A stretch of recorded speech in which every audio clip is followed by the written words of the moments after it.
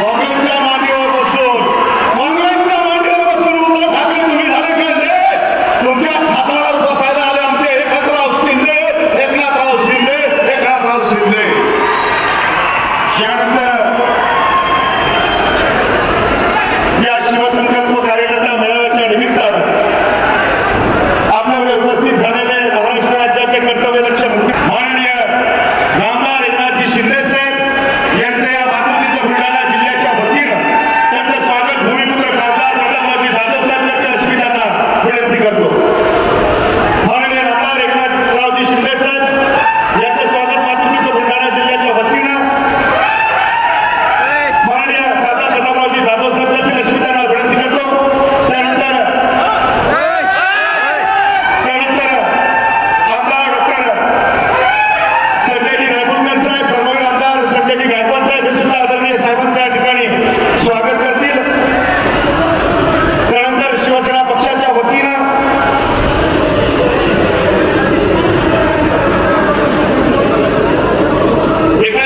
एकनाथजी शिंदे साहेब यांचं स्वागत माजी आमदार डॉक्टर शशिकांत खेडेकर, ओमसिंगजी राजपूत जिल्हा प्रमुख, प्राध्यापक बळीरामजी मापारी जिल्हा प्रमुख, शांतारामजी दाणे जिल्हा प्रमुख, श्रीमती आशाताई जोरे जिल्हा प्रमुख महिला आघाडी, ऋषीभाऊ जाधव जिल्हा प्रमुख युवा सेना हे करतील अशी मी त्यांना विनंती करतो.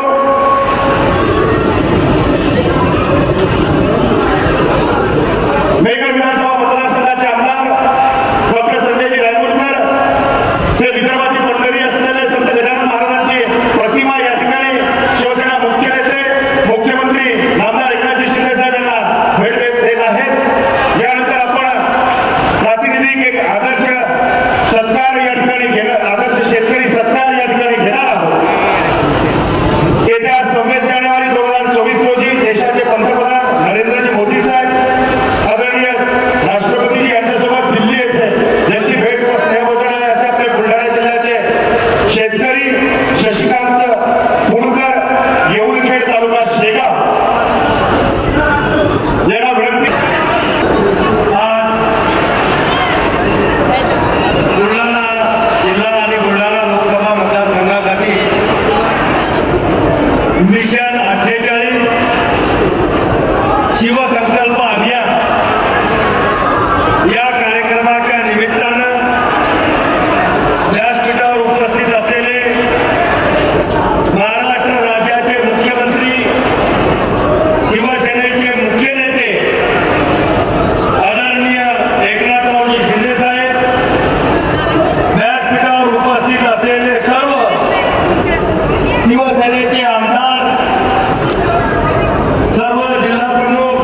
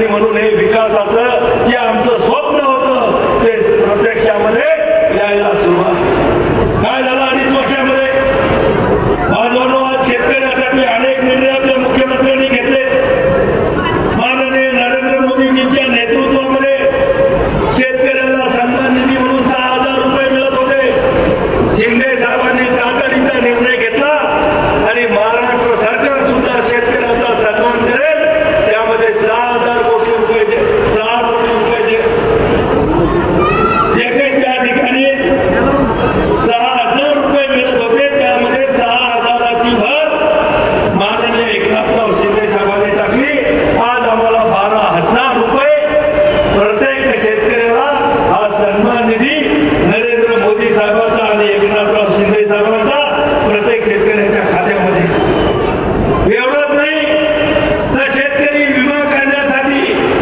एका शेतकऱ्याला 15,000 पासून 40,000 रुपयापर्यंतचा खर्च यायचा आणि अनेक शेतकरी विमा काढत नव्हते पिकाला संरक्षण मिळत नव्हतं म्हणून शिंदे साहेबांनी मोठा निर्णय घेतला की या राज्यातल्या प्रत्येक शेतकऱ्याचा त्याच्याकडे कितीही एकर जमीन असो 1 रुपयामध्ये आम्ही विमा करतो यामध्ये शेतकऱ्याचे ऍव्हरेज मध्ये 15,000 ते 20,000 रुपये वर्षाकाठी एकनाथराव शिंदे साहेब आणि त्यांच्या सरकारने त्या ठिकाणी वाचवलं एवढंच नाही तर ज्यावेळेस नैसर्गिक आपत्ती आमच्या पिकावर येते कधी ओला दुष्काळ कोरडा दुष्काळ गारपीट यामुळं पिकाचं नुकसान होते पूर्वीची मदत आम्हाला जी मिळायची ती कुठेतरी 12, 14, 15, 16,000 ही 2 हेक्टर पर्यंत मदत मिळायची पण शिंदे साहेब हे शेतकरी कुटुंबातले आहेत शेतकऱ्याचे सुखदुःख त्यांनी स्वतः भोगलेले आहेत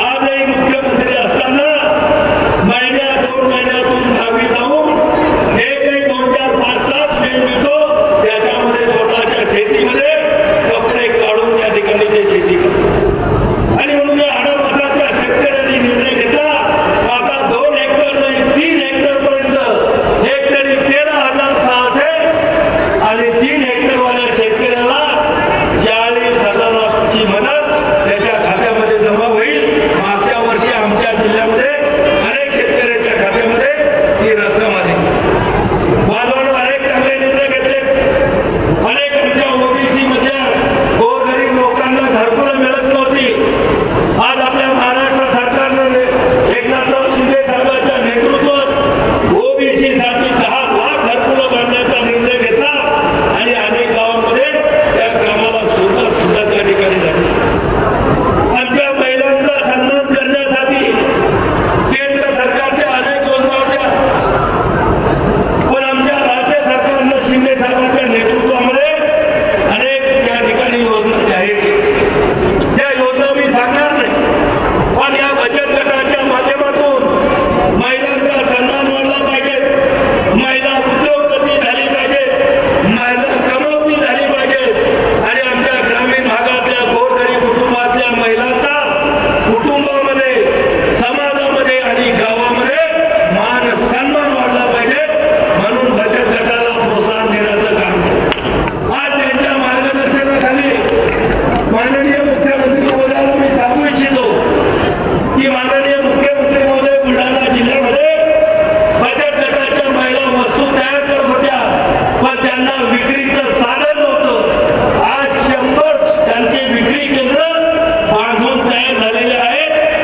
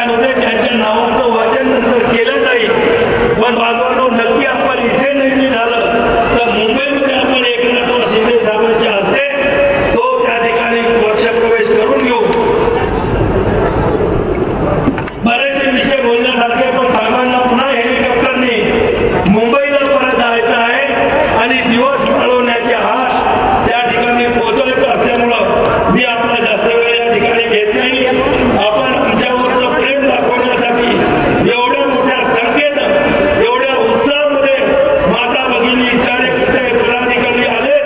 आपल्या सगळ्यांना मी पुन्हा एकदा साक्षात दंडवत घालतो. आपल्या सगळ्यांचं अभिनंदन करतो, आभार व्यक्त करतो आणि थांबतो. जय हिंद, जय महाराष्ट्र. संपूर्ण जिल्ह्यामध्ये बुलढाणा जिल्ह्याचे खासदार भूमिपुत्र प्रतापराव जाधव साहेब या ठिकाणी यांच्या कल्पक नेतृत्वामध्ये हे राजमाता विक्री संकुलाचा शुभारंभ या ठिकाणी महाराष्ट्र राज्याचे कर्तव्यदक्ष मुख्यमंत्री अनाथांचा नाथ लोकनाथ सन्माननीय एकनाथजी शिंदे साहेब यांच्या हस्ते या ठिकाणी होतो आहे. जोरदार टाळ्यांचा कडकडाट या शुभारंभाच्या निमित्तानं या ठिकाणी आला पाहिजे. यानंतर आपल्या सर्वांना या शिवसंकल्प कार्यकर्ता मेळाव्याच्या निमित्तानं छत्रपती शिवाजी महाराज की, राजमाता जिजाऊ महासाहेबांचा, जय भवानी, जय श्रीराम, भारत माता की.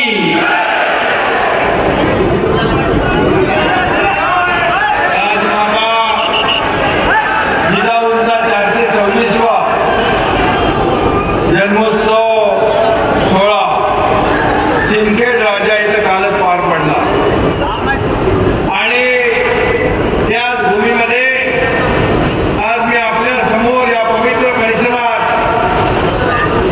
आज उपस्थित राहण्याचं भाग्य मला मिळालं. त्याबद्दल मी आपल्या सगळ्यांना धन्यवाद देतो, आपले आभार मानतो.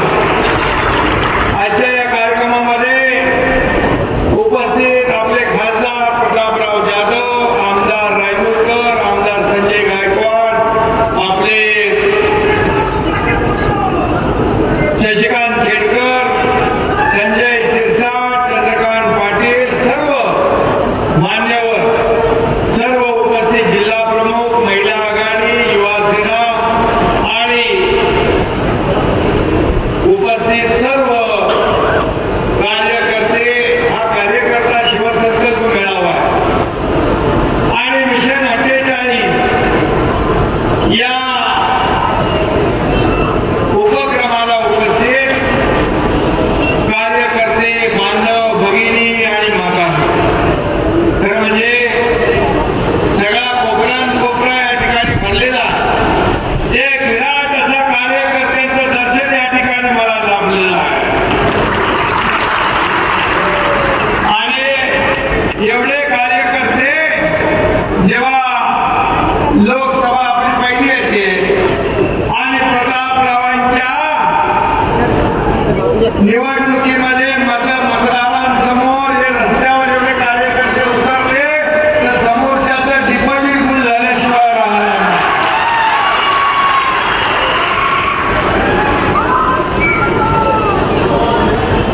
आणि जिवंत असं सगळा माहोल या ठिकाणी आपण पाहतोय. खरं म्हणजे आज आपण छत्रपतींच्या नावाचा शिवसंकल्प घेऊन आपण पुढे चाललेलो आहे. आणि म्हणून आपला मिशन 48 आहे आणि मिशन 48 आपण महायुती म्हणून राबवतो. 6 तारखेपासून हे शिवसंकल्प अभियान आपलं सुरू झालं. तिरूर झालं, मावळ झालं, रत्नागिरी, सिंधुदुर्ग आणि हिंगोली नंतर आता बुलढाणा. प्रचंड असा उत्स्फूर्त प्रतिसाद या ठिकाणी लाभतोय. आणि या जाहीर सभा नाही, ही कार्यकर्त्यांची सभा, हे कार्यकर्त्यांचा मेळावा.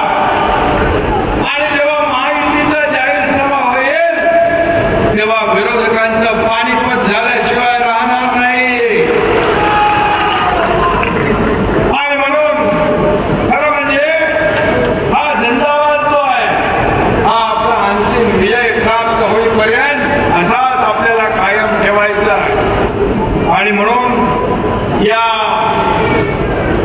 मी म्हणालो होतो आपल्याला की आपली शिवसेना खरी शिवसेना, शिवसेनेचं नाव आणि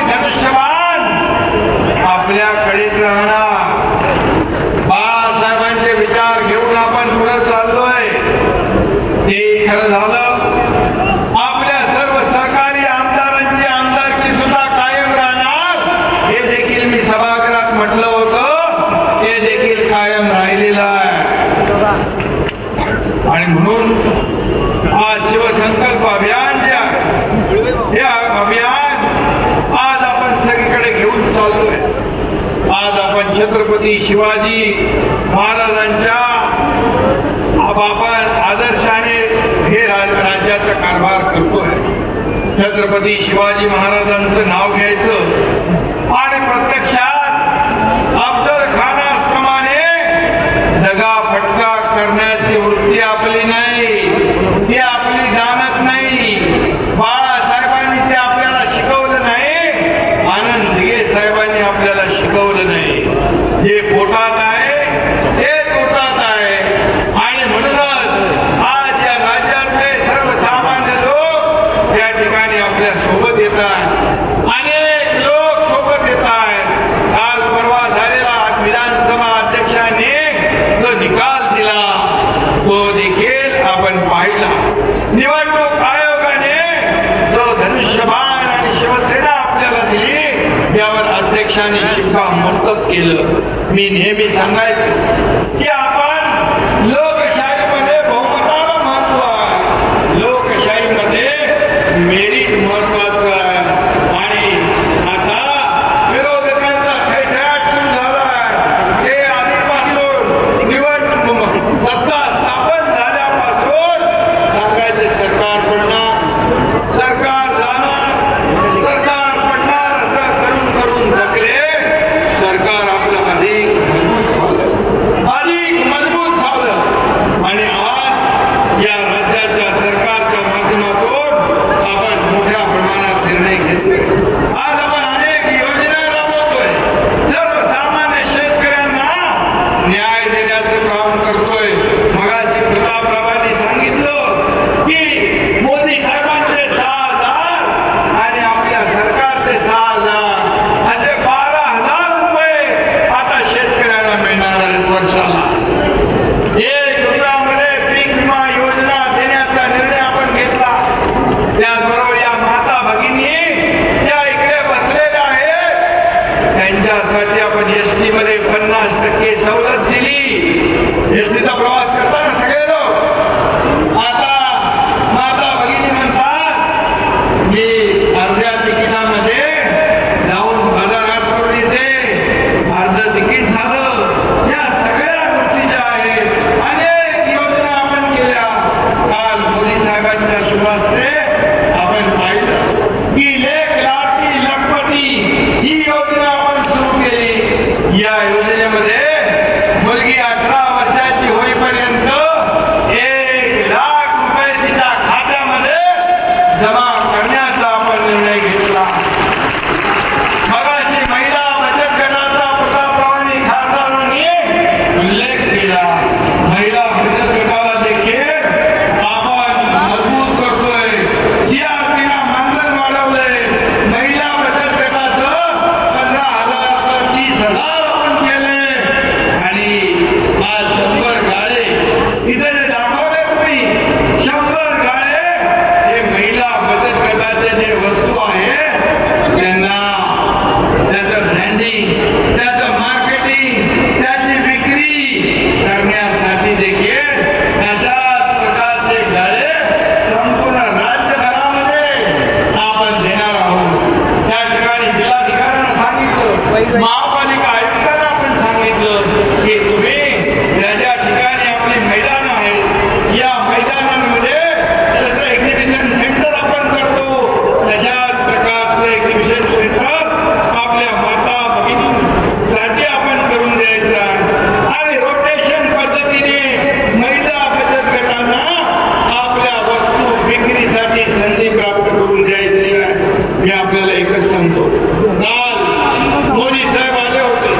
काल देखील 1,00,000 महिला त्या कार्यक्रमाला उपस्थित होत्या. आम्ही गडचिरोलीमध्ये महिला सक्षमीकरणाचा कार्यक्रम घेतला. 40,000 महिला त्या ठिकाणी आल्या. आतापर्यंतच्या इतिहासामध्ये स्वातंत्र्यानंतर 75 वर्ष झाले गडचिरोली नक्षलवाद जिल्हा असताना त्या ठिकाणी एवढ्या मोठ्या संख्येने सर्वजण उपस्थित झाले. याचं कारण काय? याचं कारण शासन लोकाभिमुख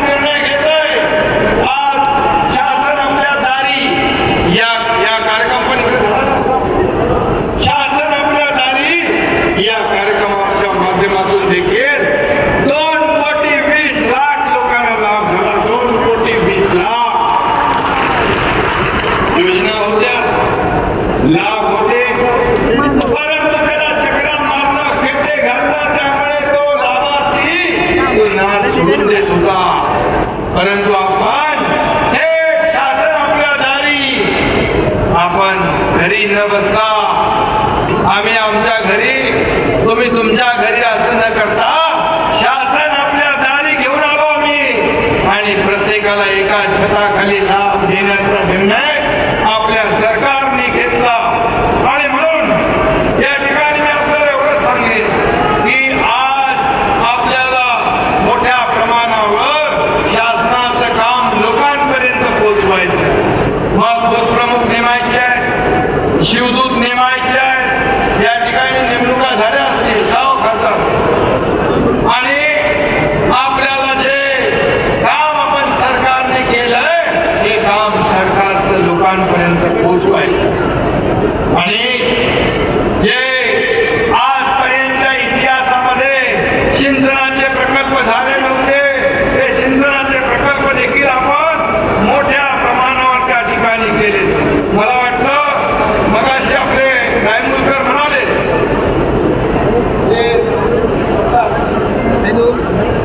पेन टाकणीसाठी आपण 580 कोटी रुपयाचं मंजूर केलेले आहे. आपण लोणार विकासासाठी आपण 370 कोटी रुपये दिलेले आहेत. आणि आता खासदार साहेब म्हणाले खामगाव जालना रेल्वेसाठी देखील सरकार 50% जो आपला हिस्सा आहे तो देखील देणार आहे.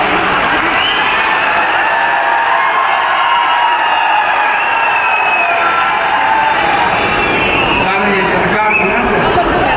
हे सरकार तुमचं आहे. हे सरकार सर्वसामान्य माणसाचं आहे. आणि म्हणून ज्या मागण्या तुमच्या आहेत त्या पूर्ण करण्याचं सरकार काम करेल. मला एक सांगा की हा शेतकऱ्याचा मुलगा या राज्याचा मुख्यमंत्री झालेला आहे. तुमच्यातलं जे कार्यकर्ता या राज्याचा मुख्यमंत्री झालेला आहे. आणि म्हणून शेतकऱ्यांच्या वेदना, त्यांच्या भावना, त्यांचे प्रश्न मला माहीत आहे. आणि म्हणून जेव्हा अवकाळी पाऊस येतो, अतिवृष्टी येते, दुष्काळ येतो, तेव्हा सगळे नियम आपण बाजूला ठेवतो. शेतकरी हा आपला अन्नदाता, आपला मायबाप आहे, त्याला वाऱ्यावर हा सरकार सोडणार नाही. हा शब्द या ठिकाणी मी आपल्याला देऊ इच्छितो. आणि तुम्हाला एवढं हेही सांगू इच्छितो की काही लोकांनी काल पत्रकार परिषद घेतली आणि पत्रकार परिषदेमध्ये देखील काही मुक्तफळं उधळली. त्याने म्हणाले की घराणेशाहीवर बोलण्याचा अधिकार फक्त घरंदाज लोकांना आहे. घरंदाज म्हणजे कोण? तुम्ही, आम्ही, सर्वसामान्य कार्यकर्ते या सर्वांचा केलेला अपमान आहे. आणि म्हणून आपल्याला मी सांगतो की इतरांना तुच्छ समजणं, सर्वसामान्य लोकांना अगदी ऐरे गैरे समजणं, बाळासाहेब आपले सहकाऱ्यांना सवंगडी समजत होते, सहकारी समजत होते. पण हे आपल्या सहकाऱ्यांना घरगडी समजतात, नोकर समजतात, तुच्छ समजतात, शूद्र समजतात. आणि म्हणूनच तुमची ही गत झाली आहे.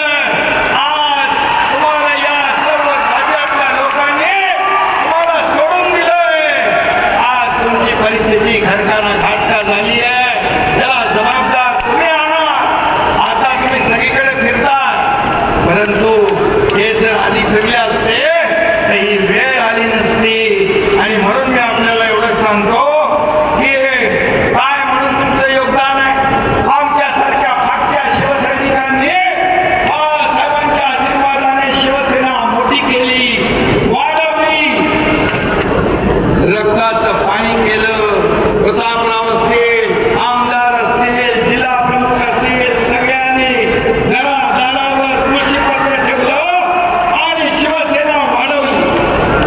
तुमचं काय योगदान होतं? किती केसेस अंगावर घेतल्या, किती लाजा काट्या खाल्ल्या, किती जेल भोगल्या, काय योगदान सांगा? आयत्या बिळावर नागोबा, आयत्या पिठावर रेगोट्या ओढण्याचं काम आपण केलं आणि शिवसैनिकाचं खच्चीकरण होताना उघड्या डोळ्याने तुम्ही पाहिलं आणि म्हणून या एकनाथ शिंदेने 50 आमदारांना सोबत घेऊन हे धाडस केलं आणि या सरकारला पलटवून टाकलं. या सरकारला पलटवून टाकण्याचं कारण तुम्हाला मी सांगतो, हे आपल्या पदाधिकारी कार्यकर्त्यांच्या खच्चीकरणाच्या मागे लागले. हम करे सो कायदा. बाळासाहेब म्हणायचे तुम्ही शिवसैनिक आहात म्हणून मी शिवसेना प्रमुख आहे, पण हे म्हणतात मी आहे म्हणून तुम्ही आहात. हे तुम्हाला मान्य आहे का? आणि म्हणून शेवटी कार्यकर्ता ही ताकद असते, संघटनेची, पक्षाची, कार्यकर्त्यांची ही ताकद असते कार्यकर्ता. आणि म्हणून मी एवढंच सांगतो, घरंदाज म्हणजे काय? घरंदाज म्हणजे तुम्ही निवडणूक एका बरोबर लढवली, सरकार दुसऱ्या बरोबर स्थापन केलं, लग्न एका बरोबर केलं, संसार दुसऱ्या बरोबर केला आणि मग तिसऱ्या बरोबर केलं. हे बाळासाहेब सांगायचे, हे म्हणजे घरंदाज. बाळासाहेब असते तर ज्या बाळासाहेबांनी काँग्रेसला गाडण्याची भाषा केली त्यांना तुम्ही डोक्यावर घेतलं. बाळासाहेब असते तर जोड्याने मारलं असतं की नाही? अरे तुम्ही स्फूर्तीसाठी, सत्तेसाठी बाळासाहेबांचे विचार विकले, भूमिका मोडली, त्याला तिलांजली दिली आणि सत्तेवर जाऊन बसला आणि आपल्या सहकाऱ्यांचा गळा घोटण्याचा प्रयत्न केला, त्यांचं खच्चीकरण करण्याचा प्रयत्न केला, त्यांच्यावर केसेस टाकण्याचा प्रयत्न केला.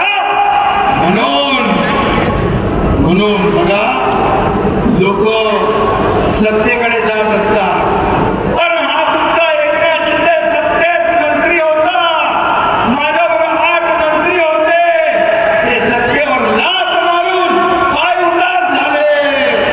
पाय उतार झाले तर काय होणार आहे हे कुणालाही माहित नव्हतं.